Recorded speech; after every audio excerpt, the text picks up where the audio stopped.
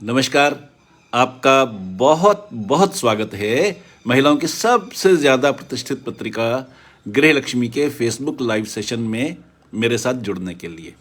मैं हमेशा परिवार की बात करता हूँ, सफलता की बात करता हूँ, जीवन में जीने का पूरा आनंद लेने की बात करता हूँ। तो आज भी मैं खुशियों की बात तो करूँगा ही, उन छोटी छोटी बातों की बात करूँगा जिनसे जीवन में खुशियों की बहार आ जाती है। साथ ही मैं जीवन में जीने का पूरा आनंद लेने की बात करूँगा, क्योंकि जीवन का आनंद इसी फाउंडेशन पर है। कुदरत ने, प्रकृति ने हमें बहुत से उपहार दिए हैं, बहुत से गिफ्ट दिए हैं, पर हम अक्सर उनकी अनदेखी करते हैं। अगर हम उन उपहारों पर नज़र डालें और उनका सही उपयोग करना सीख लें तो हमारे जीवन में मानो जादू ही हो जाएगा। चलिए एक छोटी सी कहानी से शुरुआत करते हैं। एक गांव में एक लकड़हारा रहता था, वुड कटर, जो अपनी गरीबी, मुफलिसी, बेहाली से बहुत तंग था। उसके पास 2 जून की रोटी के पैसे मुश्किल से जमा होते थे। गुजारा बड़ी मुश्किल से चल रहा था। वो अपने गांव के पास वाले जंगल में जाता, लकड़ियां काटता और साथ लगते शहर में बेच आता। मेहनत बहुत लगती थी, पर पैसे इतने कम मिलते थे कि गुजारा होना सचमुच मुश्किल था।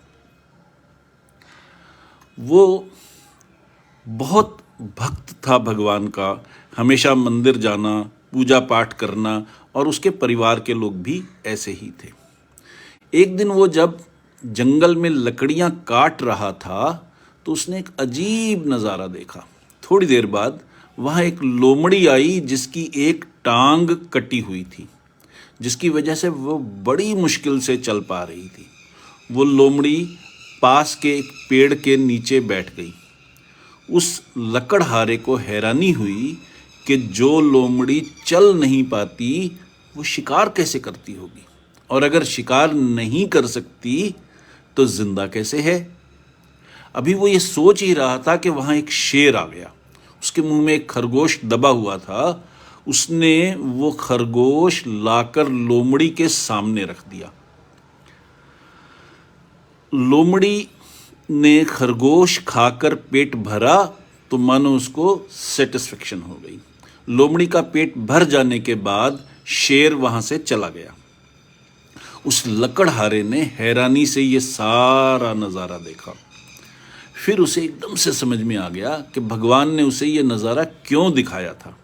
यानी भगवान का भजन करो और निश्चिंत हो जाओ, बाकी फिक्र भगवान खुद कर लेंगे, साधन खुद ब खुद जुटा देंगे। वो खुश होकर अपनी झोपड़ी में गया और भगवान का भजन करने लगा। उसे विश्वास हो गया कि भगवान ज़रूर आएंगे और उसके भोजन का उसी तरह से इंतज़ाम करेंगे जैसे शेर ने लंगड़ी लोमड़ी के लिए किया था।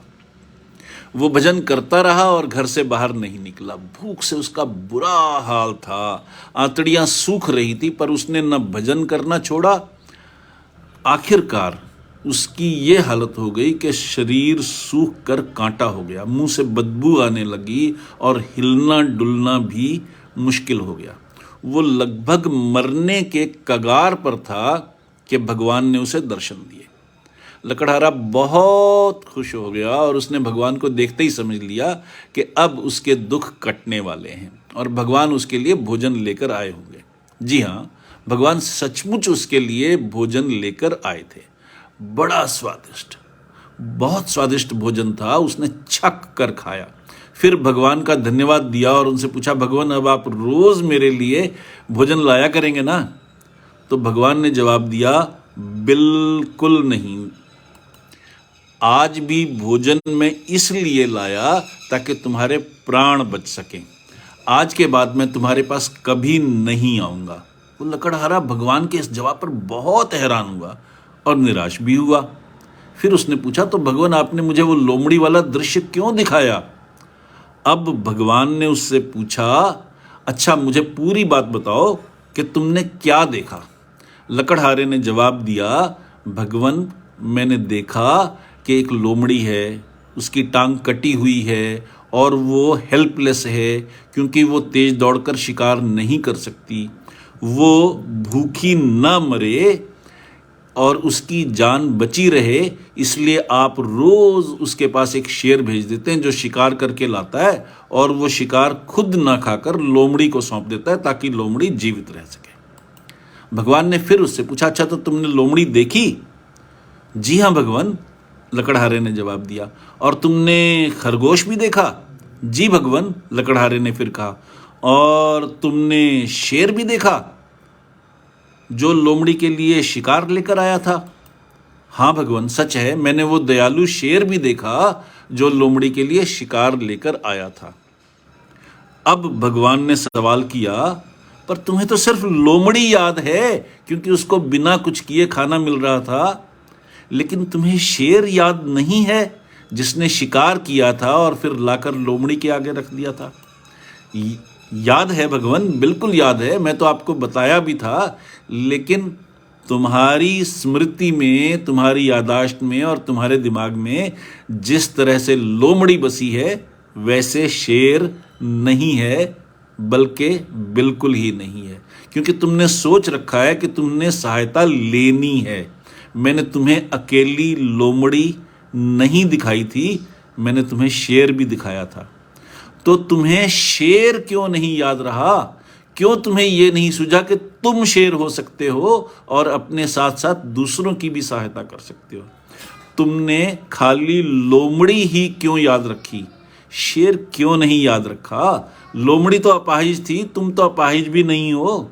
अभी काम कर सकते हो, नए काम सीख सकते हो, ज्यादा कमाई कर सकते हो और संसार की दूसरी लोमड़ियों के लिए शेर बन सकते हो। इतना कहकर भगवान अंतर्ध्यान हो गए। हम आज किसी भी सिचुएशन में हो, किसी भी स्थिति में हो, हम उसे बेहतर बना सकते हैं। बेहतर हो तो और बेहतर बना सकते हैं। उसके लिए बस निश्चय की आवश्यकता है, डिटर्मिनेशन की आवश्यकता है, थोड़े से उत्साह की ज़रूरत है और थोड़े से डिसिप्लिन की ज़रूरत है। अगर आप तैयार हैं तो आज मैं आपको बहुत काम के टिप्स दूंगा जो आपकी सफलता में सहायक होंगे। आप पहले से ही सफल हैं तो कुछ और भी ज़्यादा सफलता मिलेगी। जीवन के बारे में कुछ और क्लैरिटी आएगी, कुछ नए टूल मिलेंगे जो जीवन को नई दिशा देंगे और आपको लगेगा कि जीवन में मानो जादू हो गया। तो ये आधा घंटा दीन दुनिया को भूल जाइए और मेरे साथ बनी रहिए। तो चलिए अब आते हैं मतलब की बात पर। एक बार फिर आपका बहुत बहुत स्वागत है महिलाओं की सबसे ज़्यादा प्रतिष्ठित पत्रिका गृह लक्ष्मी के फेसबुक पेज के मेरे इस लाइव सेशन में। इस प्रोग्राम में हम हर हफ्ते रविवार को शाम 5 बजे एक नया टॉपिक लेकर हाजिर होते हैं। हमारा आज का टॉपिक है जीवन है जादू।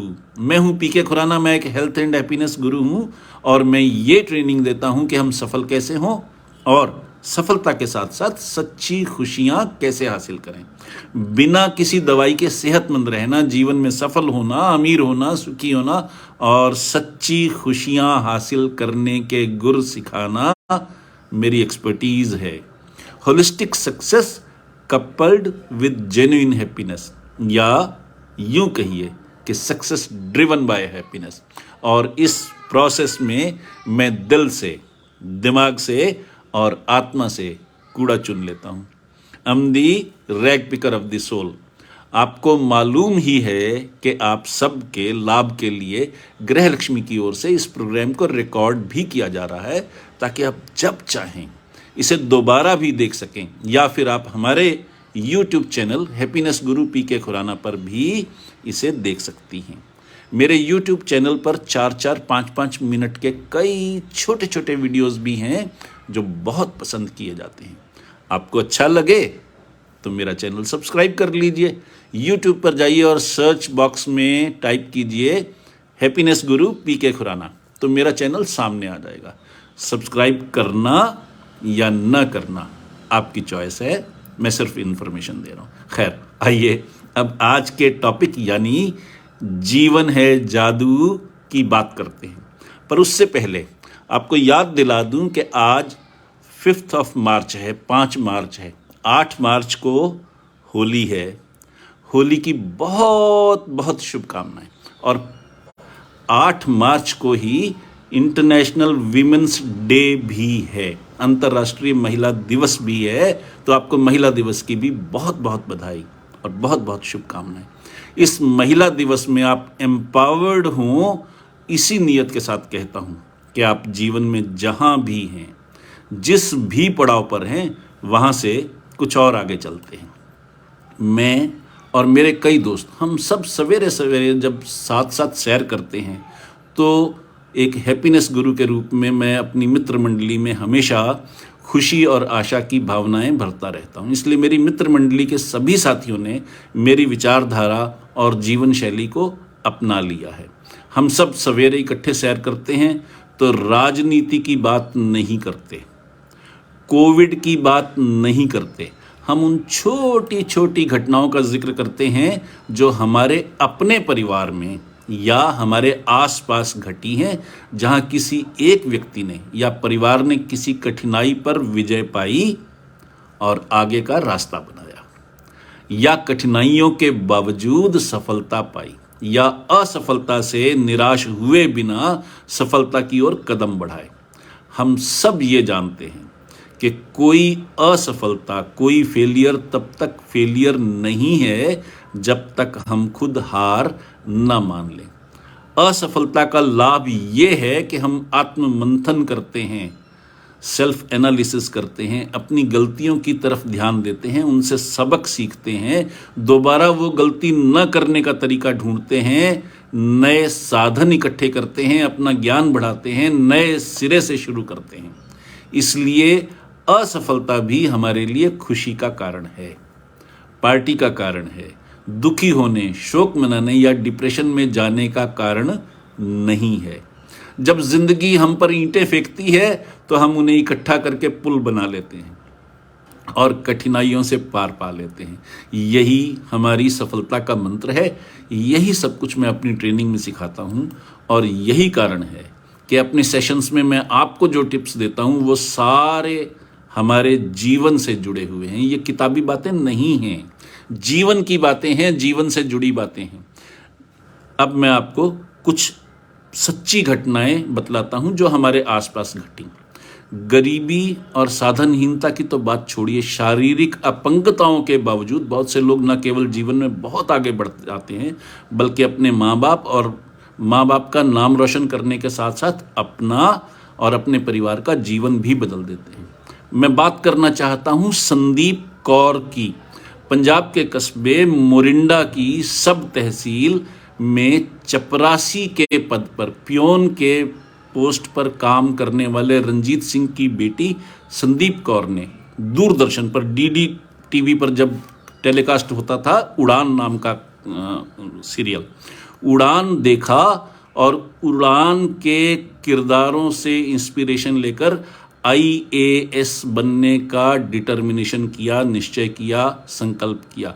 उस वक्त किया जब वो अभी सिर्फ 7वीं क्लास की स्टूडेंट थी। ये कोई कहानी नहीं है, फिक्शन नहीं है, सच्ची घटना है।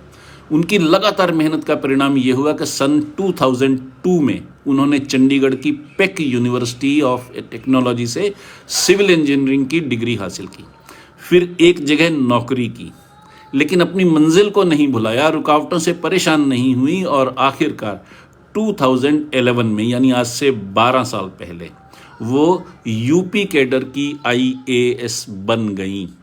एक चपरासी की बेटी, पैसा नहीं, रिसोर्सेज नहीं, कहीं से हेल्प नहीं, कोई एनकरेजमेंट नहीं, बस सिर्फ और सिर्फ डिटर्मिनेशन, लगातार मेहनत और एक clear cut goal, that's all. सोचिए उसके आसपास के लोग क्या कहते होंगे, क्या सीख देते होंगे, क्या सलाह देते होंगे, लेकिन एक निश्चय, एक डिटर्मिनेशन और कदमों में सफलता। अपनी इस अचीवमेंट के कारण संदीप कौर ने अपने परिवार का और आने वाली सारी जनरेशन्स का फ्यूचर हमेशा के लिए बदल दिया। एक और सच्ची घटना, राजस्थान के जिला अलवर के गांव बदनगढ़ी के निवासी मनीराम शर्मा की कहानी तो जहां चाह वहां राह को सिद्ध करने का और भी बढ़िया उदाहरण है। मनीराम जी के पिता गांव में मजदूरी करते थे। उनकी मां आंखों से देख नहीं सकती थी, अंधी थी। खुद मनीराम भी पूरी तरह से बहरे हैं, डेफ। उन्हें कुछ भी सुनाई नहीं देता।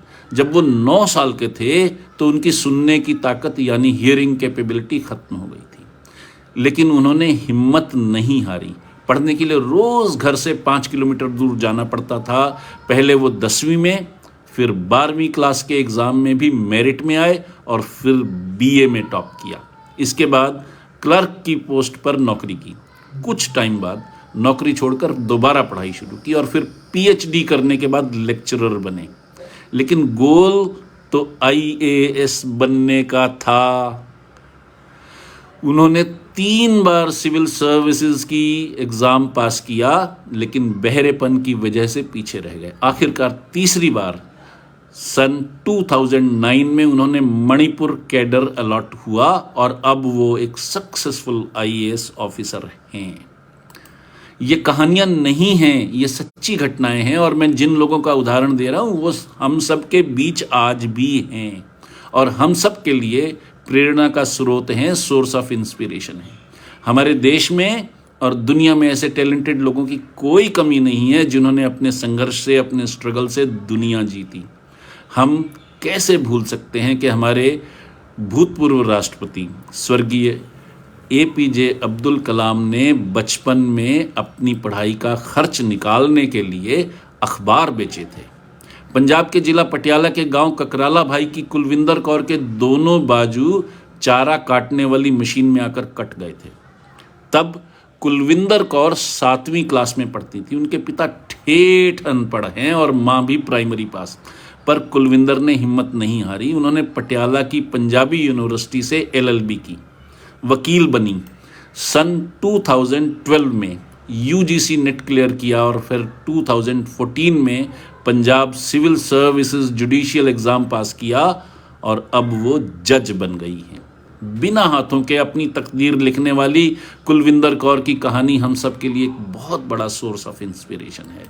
जब अखबार बेचने वाला कोई हॉकर देश का राष्ट्रपति बन जाए, बिना हाथों वाली लड़की जज बन जाए, एक अंधी मां का बहरा बेटा आईएएस ऑफिसर बन जाए, तो आपके पास किस चीज की कमी है? चाह होगी तो राह भी निकलेगी। बस चाह ऐसी होनी चाहिए जो रातों की नींद उड़ा दे। ये तो थी जीवन से जुड़ी वो कहानियां जिनसे हम इंस्पिरेशन ले सकते हैं। पर अकेली इंस्पिरेशन ही काफ़ी नहीं होती। हमें यह भी पता होना चाहिए कि अगर हम सफल होना चाहते हैं, आसमान छूना चाहते हैं, तो हमें क्या करना चाहिए, क्या नहीं करना चाहिए, और जो करना चाहिए वो कैसे करना चाहिए। तो आइए अब इन्हीं टूल्स की बात करते हैं जो किसी भी व्यक्ति को सफलता की मंजिल तक पहुंचा सकते हैं। एक बार किसी ने मुझसे पूछा कि सफल होने का तरीका क्या है। मैं इस सवाल का जवाब दूं इसके लिए मुझे कुछ और भी बताना पड़ेगा, और वो एक अकेला सूत्र, एक अकेला मंत्र किसी का भी जीवन बदल सकता है। तो आइए इसी मंत्र की बात करते हैं। हम सब जीवन में सफल होना चाहते हैं, तो पहले हमें यह समझना होगा कि सफलता है क्या, सफल आदमी की पहचान क्या है, कैसे हम तय करते हैं कि फला आदमी सफल है या असफल है। सफल व्यक्ति की पहचान करने का फायदा यह है कि हम सिर्फ बाहरी तड़क भड़क और दिखावे से ही इन्फ्लुएंस नहीं होकर किसी को सफल नहीं मानते, बल्कि उसे ही सफल मानते हैं जो जीवन के हर पहलू में सफल हो। तो इसमें कुछ बातों की तरफ ध्यान देना जरूरी है। पहली बात तो यह है कि सफल आदमी वो है जो जीवन के हर पहलू में सफल हो। इसका मतलब है कि सफल वही व्यक्ति है जिसके पास अपने परिवार के गुजारे के लिए 4 पैसे हों और जो अपनी खुशी के लिए कुछ एक्स्ट्रा पैसे भी खर्च कर सकता हो। यानी दिल करे तो छुट्टियों पर जा सके, घूम सके, कोई चीज़ बहुत पसंद हो तो खरीद सके। यही नहीं, उसके परिवार में सभी लोग सेहतमंद हों, जीवन का मज़ा ले सकते हों। बात यहीं खत्म नहीं हो जाती। सफल व्यक्ति वो है जिसके परिवार में आपसी रिश्ते भी मजबूत हों, कुछ ऐसे दोस्त हों जो सुख दुख में हमेशा काम आएं और उसके पास अपनी खुशियों को एंजॉय करने के लिए टाइम हो।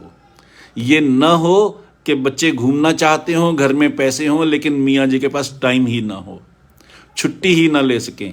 इसके अलावा आदमी की सोच ऐसी हो जो उसको अनजानी सिचुएशन से निपटने के लिए भी तैयार करे।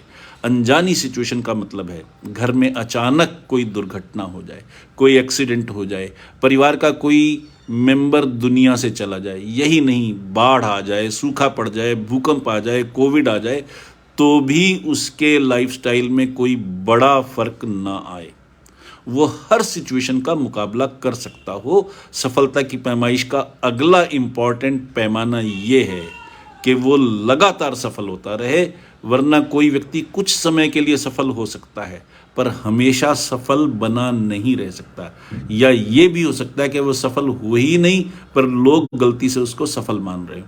तो अभी हमने जो पैमाना बताया वो क्राइटेरिया है जिस पर हम आदमी की सफलता नापते हैं। मैं इसे थोड़ा विस्तार में बताता हूं। तो इस सफलता की, इस यात्रा की शुरुआत के 5 पिल्लर हैं, जिनमें से पहला है अच्छे रिश्ते और खुशी, दूसरा है अच्छी सेहत, तीसरा है वेल्थ, चौथा है फ्रीडम ऑफ टाइम और पांचवा और आखिरी है सेल्फ कंट्रोल। यानी सफल व्यक्ति खुश होता है, खुशियां बांटता है, सेहतमंद होता है, वेल्दी होता है, प्रॉस्पेरस होता है, समृद्ध होता है, उसके पास अपने लिए, अपने परिवार के लिए, दोस्तों के लिए टाइम होता है और वो देश और समाज के नियमों कानूनों को मानने वाला होता है। अब यहाँ बात को क्लियर कर देना ज़रूरी है। हमने कहा कि सफल आदमी वेल्दी होता है, प्रॉस्पेरस होता है, समृद्ध होता है। हमने ये नहीं कहा कि वो रिच होता है, अमीर होता है। अमीर होना, रिच होना अलग बात है और समृद्ध होना, प्रॉस्पेरस होना, वेल्दी होना बिल्कुल अलग बात है। इन दोनों के बीच का अंतर समझना बहुत ज़रूरी है। अमीर वो होता है जिसकी इनकम इतनी हो कि वो अपने घर का खर्च आसानी से चला सके, बच्चों को अच्छी एजुकेशन दिलवा सके और कुछ मनचाही चीज़ें खरीद सके और छुट्टियों में अपनी पसंद की जगह पर जा सके। ऐसा आदमी अमीर है। आसान बात है ना? ये बहुत संभव है कि अमीर आदमी के पास कोई बचत ना हो, सेविंग ना हो, या इतनी कम हो कि कोई बड़ी बीमारी आ जाए तो उसे कर्ज लेना पड़ जाए, या उस पर पहले से ही कर्ज हो और वो ईएमआई चुका रहा हो।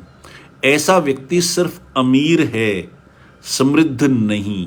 इसके विपरीत समृद्ध वो होता है जिसकी इनकम चाहे जितनी भी हो पर उसके पास अच्छी बचत हो, ताकि ज़रूरत पड़ने पर उसे किसी से कर्ज ना लेना पड़े। और सबसे बड़ी बात, उसके पास अपनी इनकम का कोई ऐसा साधन होना चाहिए जिसमें उसे रोज़ रोज़ खुद काम करने की ज़रूरत ना हो।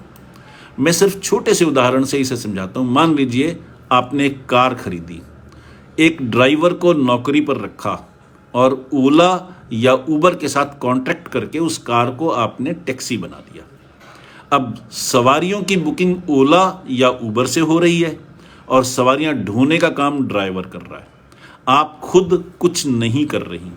एक कार से काम की शुरुआत हुई और धीरे धीरे कुछ और गाड़ियां खरीद दी, तो इनकम इतनी हो गई कि आपके घर का खर्च उसी इनकम से चलने लग गया। तो आप समृद्ध हैं, तब आप वेल्दी हैं, तब आप प्रॉस्पेरस हैं। ये फ़र्क है, ये सफलता का पहला पैमाना है। इसके लिए ज़रूरी है इनसाइट, यानी अंतर्दृष्टि। अंतर्दृष्टि वो गुण है जिसकी सहायता से आदमी आज की घटनाओं को एनालाइज करके, आज की घटनाओं का विश्लेषण करके ये अंदाज़ा लगा सके कि कल क्या होने वाला है, भविष्य में क्या होने वाला है, फ्यूचर में क्या हो सकता है। उसके हिसाब से अपनी स्ट्रेटजी तय करे, अपनी रणनीति तय करे। यानी तकनीक में क्या बदलाव आएंगे, टेक्नोलॉजी में क्या बदलाव आएंगे, उससे हमारे प्रेजेंट बिजनेस पर या जॉब पर क्या फ़र्क पड़ेगा। क्या हम नई टेक्नोलॉजी के अनुसार अपना नया बिजनेस मॉडल बना सकते हैं या नहीं? क्या हमें उसमें कोई नए प्रोडक्ट जोड़ने चाहिए या बिजनेस ही बदल देना चाहिए? क्या हम किसी नई तकनीक को ईजाद कर सकते हैं? मैं उदाहरण देता हूँ। एप्पल एक कंप्यूटर कंपनी थी, फिर इसने आईफोन बनाया। कंप्यूटर मैन्युफैक्चरर होने के साथ साथ फ़ोन मैन्युफैक्चरिंग कंपनी भी बन गए। फिर आईपॉड निकाला तो म्यूज़िक की दुनिया में छा गए। फिर आईपैड का आविष्कार किया और बाद में आईट्यून्स का आविष्कार किया। तो ये इनसाइट है, अंतर्दृष्टि है जो आपको भविष्य को देखने और भविष्य को बदल सकने की कुव्वत देकर जीवन में आगे रखती है। इसके बाद अगला पैमाना है आपसी रिश्ते यानी नेटवर्क। याद रखिए, आपका नेटवर्क आपकी नेटवर्थ है, टोटल वैल्यू है।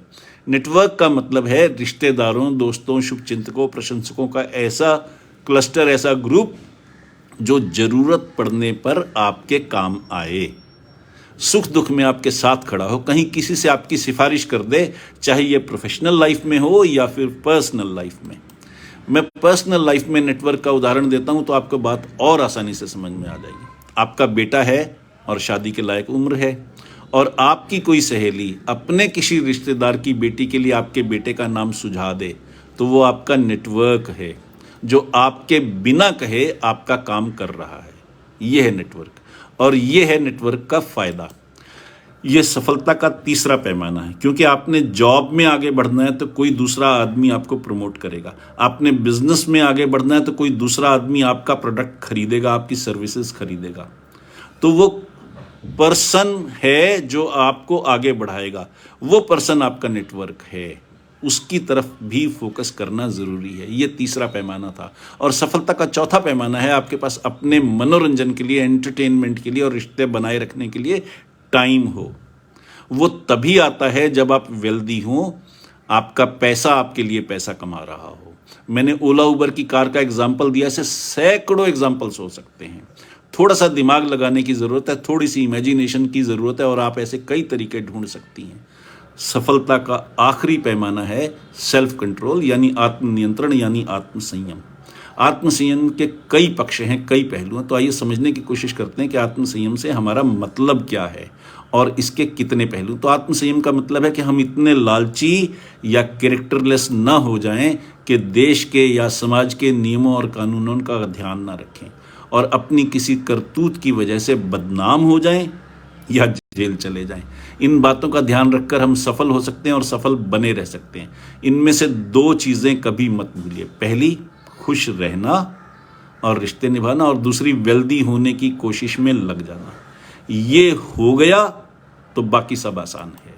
आखिर में मैं यही कहूँगा कि आप सब ने इतने धीरज के साथ मेरे साथ इतना समय गुजारा, इसके लिए दिल से शुक्रिया।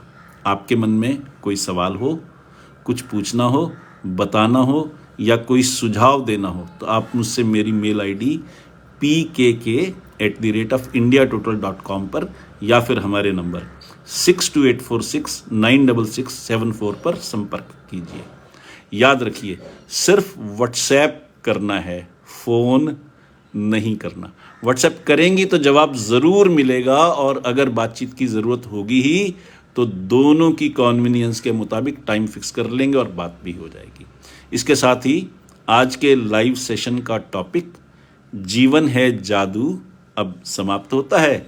पर इससे पहले कि मैं आपसे विदा लूँ, मैं आपको याद दिलाना चाहता हूँ कि किसी भी अच्छी सीख को जीवन में उतारना हो तो उसे बार बार याद करते रहना चाहिए। ये सेशन आपके लिए मुफ्त है और आप इसे जितनी बार देखना चाहें देख सकती हैं। कोई पैसा नहीं लगेगा, कोई और अड़चन भी नहीं है। आप इसे जितनी बार देखेंगे आपके दिमाग में कोई नया विचार आएगा। जैसे मैंने आपको एग्जाम्पल दिया ओला और उबर के साथ टैक्सी का, वैसे ही बहुत सी और चीज़ें हो सकती हैं। मान लीजिए आपने घर के ऊपर किसी टेलीकॉम कंपनी का टावर लगा लिया, टावर एक बार लग गया, उसके बाद आपको हर महीने उसके पैसे मिलते रहेंगे। मान लीजिए आपने कोई सेकंड हाउस बनाया, उस हाउस को या कमर्शियल प्रॉपर्टी को किराए पर चढ़ा दिया, आपको वहाँ रोज़ रोज़ होने की ज़रूरत नहीं, हर महीने किराया मिलता रहेगा। मान लीजिए आपने कोई लाइब्रेरी खोल ली और लोगों को किराए पर किताबें या मैगजीन्स देना शुरू कर दिया, वहाँ रोज़ रोज़ आपको खुद बैठने की ज़रूरत नहीं, एक कोऑर्डिनेटर बिठा सकती हैं, एक एम्प्लॉय बिठा सकती हैं, और वो टेक्नोलॉजी रिलेटेड वेबसाइट के थ्रू आप उसको कंट्रोल कर सकती हैं, आपको खुद वहाँ बैठने की ज़रूरत नहीं।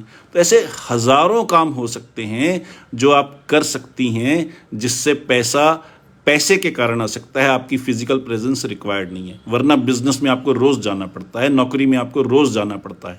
वो एक्टिव इनकम है, वहाँ आप अपनी स्किल और टाइम दोनों बेच रहे हैं।